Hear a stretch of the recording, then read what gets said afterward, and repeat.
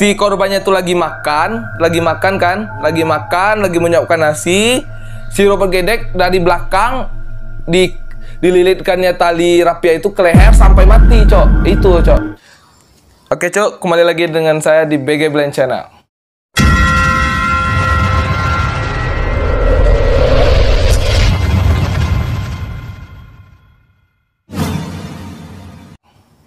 Kali ini kita akan menceritakan tentang kisah mutilasi dan sodomi pedofil yang terjadi pada tahun 95, yang mana itu sangat meresahkan masyarakat pada tahun itu, yang bikin waktu zaman saya masih kecil dulu kan sering bilang orang tua saya, jangan main-main di luar, nanti kamu diculik, kamu bakal dimutilasi atau bagaimana.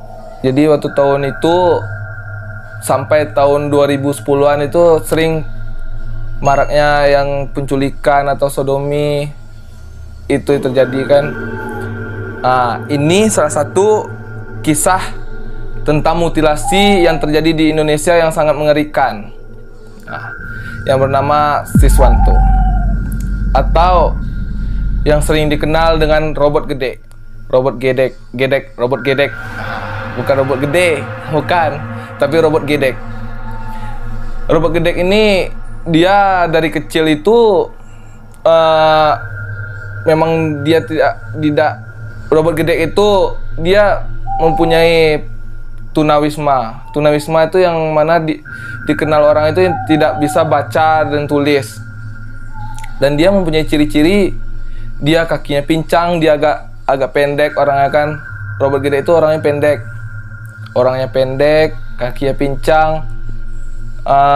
Dia orangnya tuh pas dia berjalan tuh agak aneh jalannya. Dikarenakan dia jalan tuh dikarenakan dia aneh itu di kakinya tuh pincang kan. Dan itu kepalanya tuh sering gini-gini tuh. Apa nama itu? Apalah namanya itu ya? Yang gini teleng-teleng. Kalau bahasa di daerah saya itu teleng kepalanya tuh.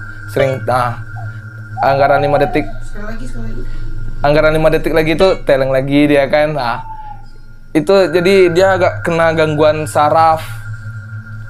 Dia tuh punya gangguan saraf yang bikin urat di lehernya atau saraf di lehernya itu bikin kayak gini kan. Nah, itu makanya tuh dia disebut Robert Gedek.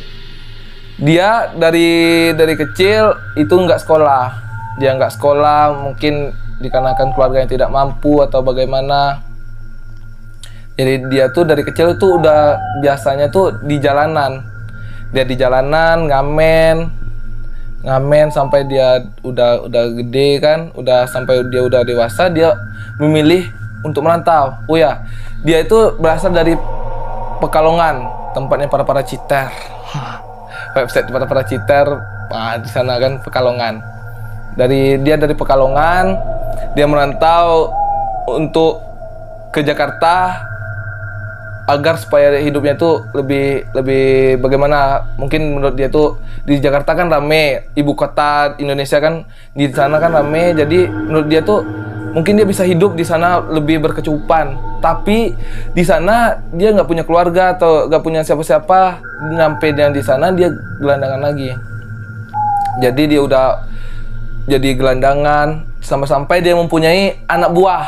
Dia mempunyai anak buah di Jakarta itu, banyak anak buah yang kecil-kecil yang hidupnya masih kurang mampu. Jadi dia gelandangan, dia jadi bosnya.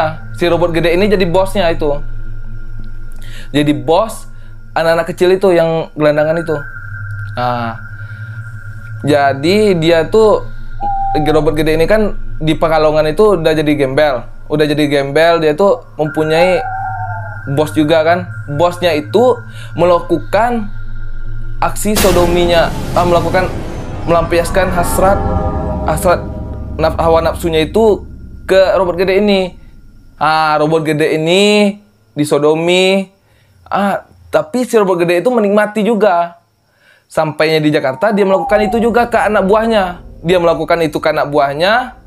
Melakukan aksi sodomi itu, dia bilang kan kayak gini. Korban yang pertama itu kan "Dek, mau nggak main, Dek?" katanya kan. "Mau nggak main, Dek?" "Main apa, Bang?" "Kita main gitu, main gini-gini kan." Nah, main gitu-gitu kata kan. Terus ada apa tuh si korban ini terus bilang ini kan, "Apa sih, Bang? Udah gila kamu, Bang, ya?" Atau gimana? Bilang kan, "Udah gila, Bang. Aku masih normal, Bang." Gitu kan dibilang kan. Laki-laki. Itu laki-laki. Dia kan Gay. gay, dia homo itu kan. Dia si Robert Gede ini homo. Dia bilang, "Apa sih, Bang? Udah gila kamu, Bang? Melakukan kayak gitu, Bang, sama gua, Bang." Kata gitu kan. Dia pakai bahasa Jakarta kan, Jakarta tadi kan. Lo gua tadi kan. Terus dia bilang setelah itu, "Oh, yaudah," kata Robert Gede kan. "Kalau nggak mau yaudah," katanya kan. Tapi kebanyakan yang menolak. Yang mau melakukan aksi kayak gini sama dia, yang mau aksi gitu sama si Robert Gede, nggak bakal dibunuh. Yang dibunuh itu yang menolak ajakan si Robert Gede. Nah, Bang, ini tanya ya, Bang, sama Amir ini tanya nih, Bang. Kenapa siapa tadi si Robert Gede? Iya, Gede Suka sesama jenis. Dia ditolak sama perempuan atau bukan, dia tuh mungkin dikarenakan tampang fisiknya yang kaki pincang, pendek, yang rambutnya panjang itu kan, mungkin kebanyakan orang tidak tertarik. Wanita itu menyukai laki-laki dipandangin dari fisik dulu, Cok. Kamu pikir lah itu, Cok. Itulah dari fisik dulu, dari mengajak si korban ini nggak mau menolakkan. Terus si Robert Gede, "Ya udah, kalau nggak mau ya udah," katanya kan. Terus si Robert Gede beli nasi bungkus. Ini modusnya. Modus si Robert Gede ini itu dia beli nasi. Dia bukannya marah kepada si korbannya, "Kamu nggak mau masa sama saya dipaksa." Bukan kayak gitu si Robert Gede. Robert Gede ini mainnya secara halus. Secara halus ini, Cok. pelan-pelan ya, Bang? Secara pelan-pelan dia belikan nasi untuk si korbannya. "Ini untuk kamu, Dek," katanya. "Ini nasi buat kamu, Dek." Terus si Robert Gede kan si korbannya bilang kan, "Oh iya, Bang, terima kasih banyak, Bang." Kan si anak-anak yang di pinggir jalan itu kan susah makan, Cok. Kamu pikir lah, dia susah makan kan. Jadi kalau orang orang yang ngasih dia nasi itu sangat bersyukur. Sangat bersyukur. Jadi si Robert Gede ini membelikan nasi untuk si korbannya. Setelah dibelikan nasi, si Robert Gede ini udah mempunyai tali rapia. Tali rapia itu apa gunanya, Cok? Ikan. Untuk diikatkan ke leher. Jadi si korbannya itu lagi makan, lagi menyiapkan nasi. Si Robert Gede dari belakang dililitkannya tali rapia itu ke leher sampai mati, Cok. Itu. Gitu caranya dia membunuh. Itu pelan-pelan ya, Bang? Secara pelan-pelan dia membunuh. Udah disiapkan dulu ya, Bang? Iya, udah disiapkan, itu yang udah direncanakan dia. Udah direncanakan dia dari awal. Setelah dia ikat leher korbannya sampai mati, sudah mati korbannya itu, dibawa korban ini ke tempat yang mungkin kurang diketahui sama orang lain atau tempat yang disembunyi, tempat tersembunyi lah ya kan, tempat yang tersembunyi. Setelah itu udah mati korbannya, disodomi, Cok. Disodomi belakang, Cok. Disodomi di pintu belakang. Laki-laki? Iya, disodomi lah. Ya? Waduh, udah jijik banget, sumpah lah. Asli jijik ini. Disodomi dari belakang, lewat pintu belakang, Cok. Bukan lewat pintu depan, tapi lewat pintu belakang, Cok. Untuk yang masih normal, tolonglah. Jangan kayak gitu. Yang udah nggak normal lagi, tolong dirubah pikirannya tuh. Tolong diperbanyak beribadah, kan. Nah, itu. Jadi, kita lanjut lagi ceritanya, oke, Cok? Kita lanjut ceritanya lagi. Penasaran nih? Penasaran kan? Ya. Setelah disodominya, setelah dia sudah melampiaskan hawa nafsunya itu tadi, dia kan masa senang itu. Dia pun tidak menyesali kalau dia telah membunuh si korbannya itu. Tidak menyesali korbannya itu kalau setelah dibunuh itu. Setelah disodomi, dia membawa pisau silet. Dia menggunakan aksinya itu menggunakan pisau silet, Cok. Bukan menggunakan pisau yang tajam, pisau yang gede atau gimana. Dia menggunakan pisau silet. Dia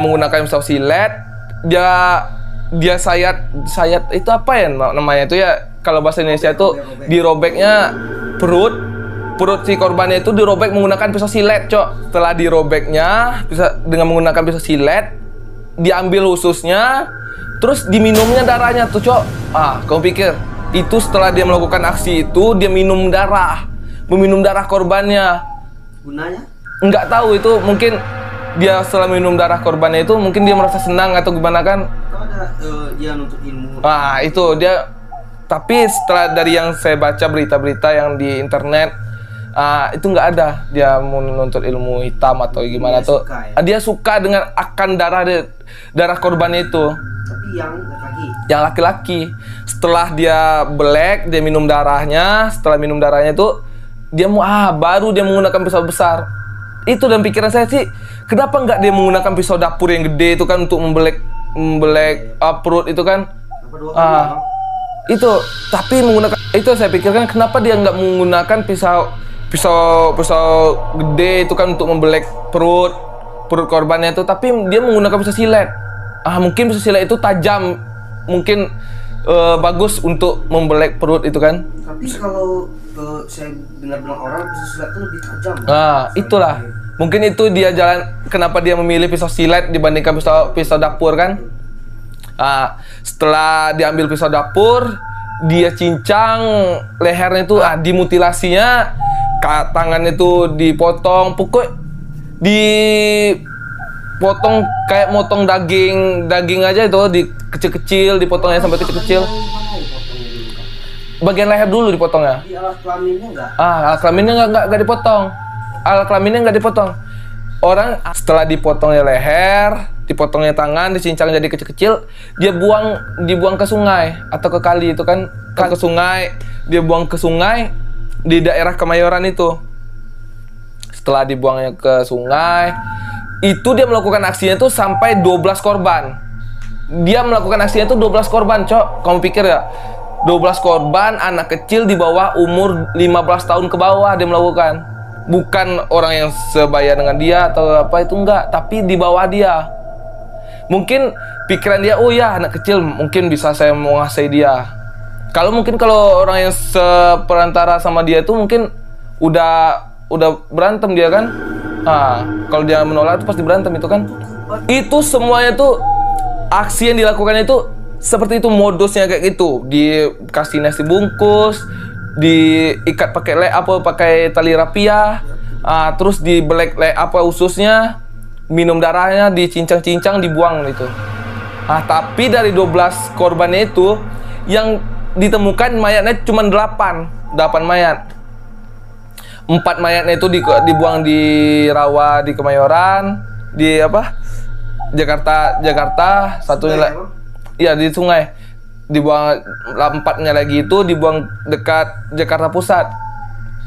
Setelah dibuang itu, jadi polisi ini menemukan mayat serpihan daging yang inisialnya itu susah ditemukan itu kan. Jadi ada salah satu korban yang terakhir, Kasikin namanya itu. Jadi polisi itu menemukan dompet atau tas. Dalam tas itu ada buku korban yang bernama Kasikin. Jadi Kasikin ini adalah korban yang terakhir. Korban terakhir dari Robert Gedek itu. Jadi dari nama itulah polisi akhirnya mengetahui siapa Kasikin ini. Jadi polisi mencari tahu tempat, soalnya anak kecil kan belum ada identitas, belum ada KTP kan, jadi susah untuk mencari identitasnya itu. Dari untungnya udah 2 tahun polisi menyelidiki kasus pembunuhan ini. Banyak ya anak hilang dan pembunuhan. Itu pada tahun berapa sih? Dari tahun 94 sampai tahun 96. Itu pada tahun 94 itu memang banyak penculikan anak, Bang ya? Udah banyak penculikan anak. Jadi polisi udah 2 tahun menyelidiki kasus ini, belum ditemukan siapa pelakunya. Jadi untunglah korban ini yang bernama Kasikin ini yang terakhir ini meninggalkan jejaknya di tas, dibuka buku, di dalam tas itu ada bukunya kan, terus ditemukanlah nama Kasikin. Jadi polisi mencari tahu siapa Kasikin ini. Jadi polisi ini bertanya dengan yang di sekitarnya itu kan, kamu tahu nggak namanya Kasikin ini siapa? Banyak nggak tahu pak katanya kan. Jadi polisi ini menanyakan ke anak yang di pinggir jalan, kamu tahu nggak sama Kasikin? Oh iya pak, tahu pak katanya kan. Itu teman saya pak katanya. Wah, kamu tahu dia dari mana? Itu teman saya di pinggir jalan pak katanya. Teman saya di pinggir jalan pak katanya. Pantasan saya, kenapa dia pak? Kasikin kenapa pak? Ini Kasikin ini ditemukan, cuma ditemukan bukunya aja tadi waktu di serpihan mayat itu katanya kan.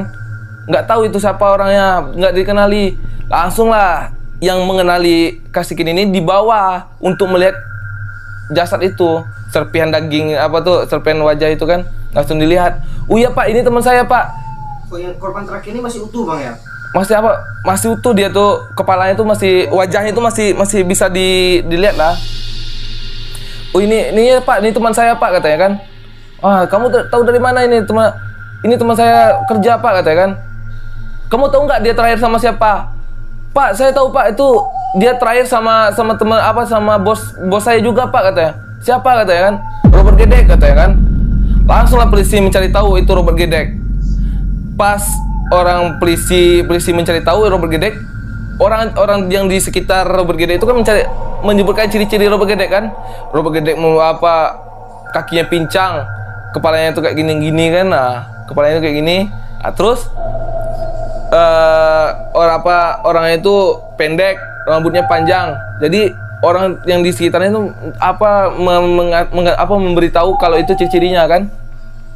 Lantas polisi nggak percayalah, masa ya orang kayak gitu bisa membunuh kan katanya kan.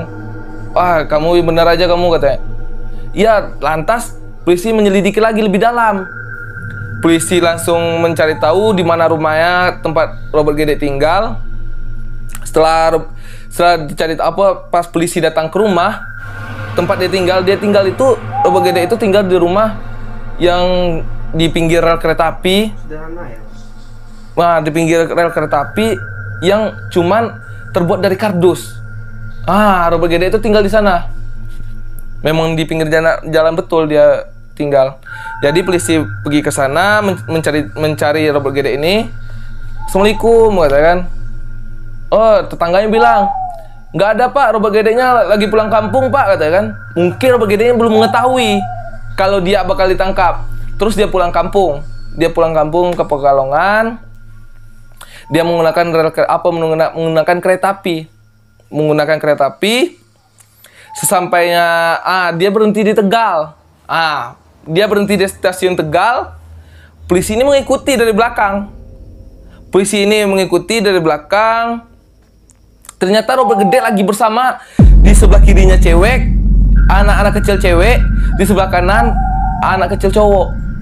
Dia lagi berdua lagi ngemis di sana, di depan stasiun Tegal. Jadi polisi ini berputar lagi nyari Robert Gedek ini kan. Orang itu kan Robert Gedek kan belum ada fotonya, identitasnya belum ada itu. Belum ada dia tidak mempunyai KTP itu. Jadi polisi ini nggak tahu gimana wajahnya si Robert Gedek ini, bagaimana bentuknya kan, cuman disebut ciri-cirinya aja kan. Jadi si Robert Gedek itu lagi ngemis di depan stasiun Tegal itu. Jadi polisi ini putar-putar nggak tahu. Padahal polisi itu lagi lewat depannya si Robert Gedek ini, dan Robert Gedek pun nggak curiga, soalnya kan dia belum ada yang bilang kalau dia bakal dicari polisi. Dia pun pikiran si Robert Gedek itu mungkin aksinya dia itu mulus, nggak ada ketahuan atau gimana. Jadi pikirannya gitu. Jadi waktu polisi lagi istirahat, melihat si Robert Gedek ini berdiri. Dari pas dia berdiri itu, polisi mengetahui. Pas dia berdiri di jalan, di sana polisi mengetahui kalau dia ada Robert Gedek. Kenapa? Dikarenakan dia jalannya pincang, dia agak pendek, rambutnya panjang. Sebelumnya polisi sudah mencurigai, tapi nggak berani. Kalau polisi itu langsung tangkap aja kan, takutnya salah tangkap lagi kan, polisi yang kena lagi kan.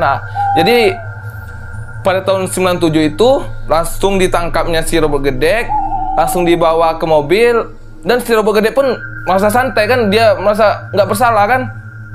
menutupi kesalahan ya. Iya, dia menutupi kesalahan dia kan. Langsung dibawa ke dibawa ke mobil, langsung dibawa ke Jakarta. Sesampainya di Jakarta, si Robert Gede diinterogasi kan, kamu yang membunuh ini ya katanya. Bukan Pak katanya, saya bukan membunuhnya Pak. Terus ditanyain terus si Robert Gede ini diam aja kan, dia nggak mau bicara, nggak mau ngomong apa-apa. Terus si Robert Gede ngomong sama polisi, ya udah gini aja katanya, kasih saya kopi sama rokok katanya kan, biar saya ceritakan semuanya.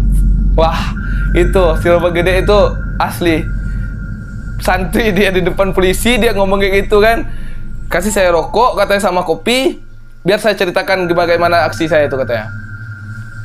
Jadi pas dikasih rokok, dikasih kopi, dia bercerita sambil ngerokok itu kan, sambil ngerokok, iya Pak katanya, saya melakukan pembunuhan itu Pak katanya kan. Berapa orang kamu bunuh itu anak kecil itu katanya? Saya membunuh 12 Pak katanya. Mana lagi yang apa tuh yang 4 lagi mana mayatnya katanya kan? Nggak tahu Pak katanya kan. Pokoknya saya buang di sana Pak katanya kan. Kamu tunjuk, kalau kamu kasih tahu di mana itu mayatnya katanya. Nggak tahu Pak katanya kan. Jadi dia bilang apa, diceritakannya, bagaimana kamu cara membunuhnya? Diceritakannya, saya kasih nasi bungkus Pak katanya kan.